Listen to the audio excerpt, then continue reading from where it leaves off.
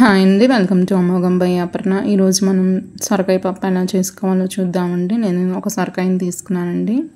అందులో హాఫ్ తీసి బాగా పీల్ తీసుకోవాలండి. సొరకాయ అంతా పీల్ తీసుకొని సీడ్స్ తీసి కట్ చేసుకోవాలండి. స్క్వేర్స్ లాగా చిన్నగా స్లైస్ చేసుకున్నానండి. నేను సొరకాయ చాలా మంచిదండి హెల్త్కి. వెయిట్ లాస్ అవ్వడం కోసం సొరకాయని బాగా వాడతారండి. నేను సొరకాయని కట్ చేసుకున్నానండి. ఇప్పుడు పప్పులోకి 2 ఆనియన్స్ని కూడా కట్ చేసుకుంటున్నానండి. మీడియం సైజు 2 కట్ చేసుకున్నానండి. గ్రీన్ చిల్లీ ఒక 6 వేసుకుంటున్నానండి. నేను కొంచెం కారం తక్కువ వేసుకుంటానండి. నేను మిరపకాయల కారం ఎక్కువ వేసుకుంటున్నాను. నేను పప్పు కోసం ఎర్ర కందిపప్పుని పెసరపప్పుని నానబెట్టానండి 15 నిమిషాల పాటు. గ్రీన్ చిల్లీ యాడ్ చేసుకున్నానండి.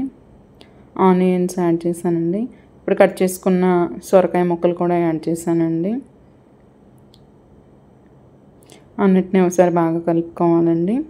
చింతపండు కూడా యాడ్ చేశానండి, 4 రబ్బర్లు. నేను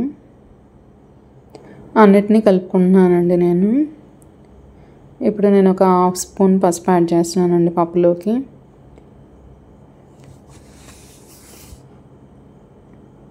నెక్స్ట్ ఇందులో రుచికి సరిపడా సాల్ట్ కూడా యాడ్ చేస్తున్నానండి.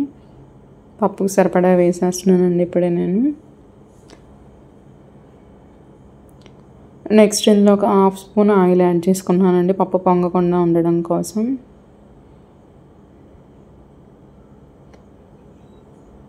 అన్నిటినీ కలుపుకోవాలండి. కుక్కర్తో ఒక 5 విజిల్స్ వేయించుకోవాలండి. పప్పు బాగా సాఫ్ట్గా అయిపోతుంది. సొరకాయ కూడా బాగా ఉడుకుతుందండి. నేను 5 విజిల్స్ వేయించుకుంటున్నానండి. ఇక్కడ ప్రెషర్ తీసానండి. కుక్కర్ అయిపోయింది. నేను మెత్తగా మ్యాష్ చేసుకుంటున్నానండి పప్పుని. మొక్కలుగా ఇష్టకున్న వాళ్ళు అలానే ఉంచుకోవచ్చండి. పిల్లలు తినరని నేను బాగా మ్యాష్ చేస్తున్నానండి మొక్కల్ని కూడా.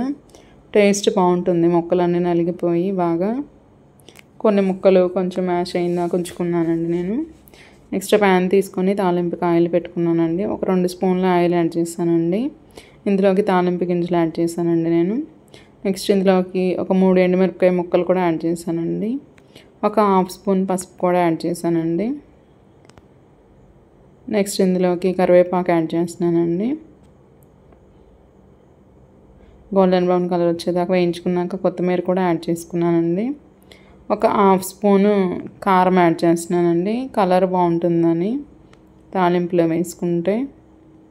నేను పచ్చిమిరపకాయలు ఘాటే సరిపోయేలాగా వేసుకున్నానండి పప్పుకి.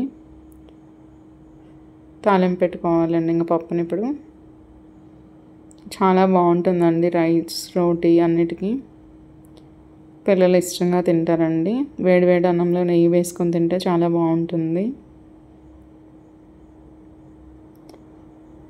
సొరకాయ పప్పు రెడీ అండి. ప్లీజ్ ఫాలో అమోఘం by Aparna. Like, share, subscribe. Thank you for watching us అండి.